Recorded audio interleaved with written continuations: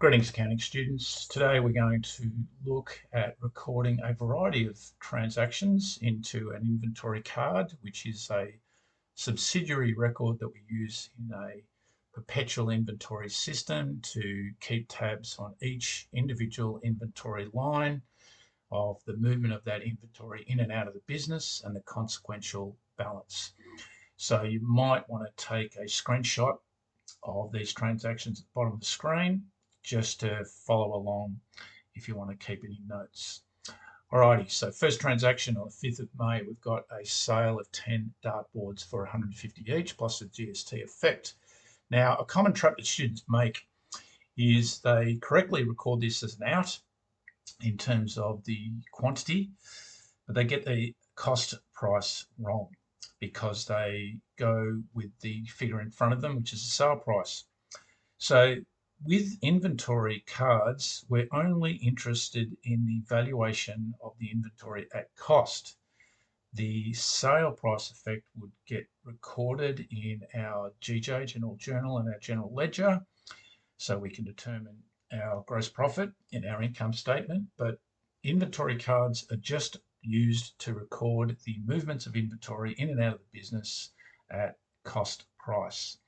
So therefore, let's get into it. The reference is basically keeping tabs on our source document numbers to support the verifiability QC. So we've got invoice 501.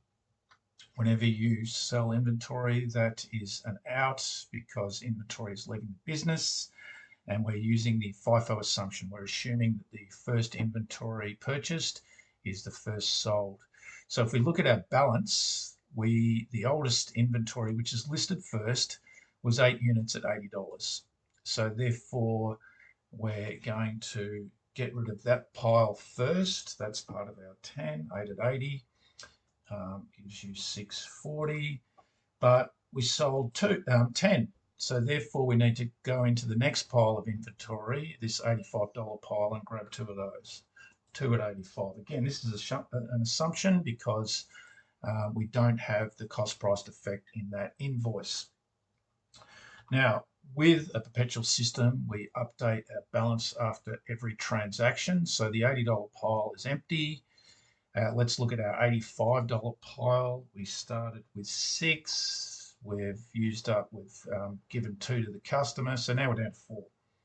4 times 85 is 340. Let's move on to this one on the 10th. Now, unfortunately, our customer has returned a damaged dartboard. And this is one of the dodgy things in the course. We're just going to presume that we can fix that dartboard for no cost, and we're going to record that back as an in. So therefore, we go to our in column and record, we identify the source document, a credit note, 413. That unit is coming back into the business.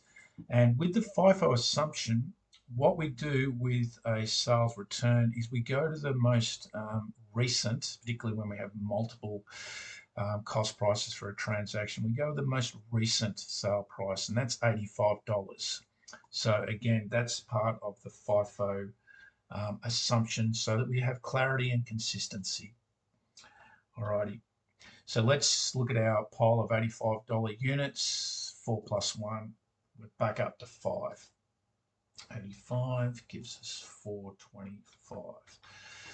All right, we're getting low on inventory, but on the 15th, we've got a purchase. Now, we need to be careful here because we need to maintain our order so that in our balance column, we're still working with that FIFO assumption. So we're literally going to just copy the fact that we've still got these 5 units. They're now our oldest, and we record our source document, invoice number 120.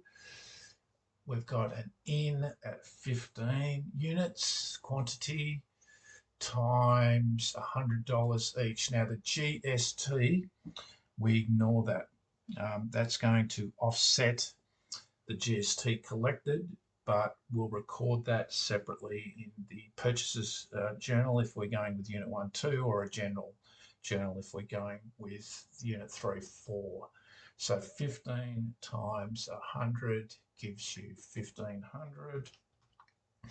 And then I can just copy that across in my balance so that we've got our first in, first out set up in terms of our balance.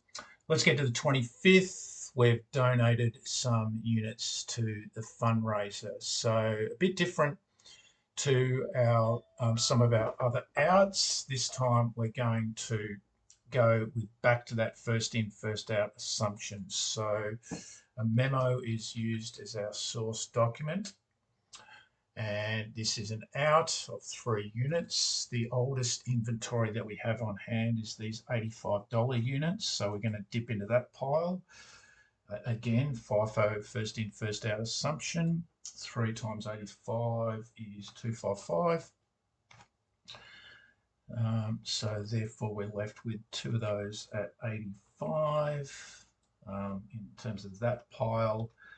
And we've still got our 15 units at $100.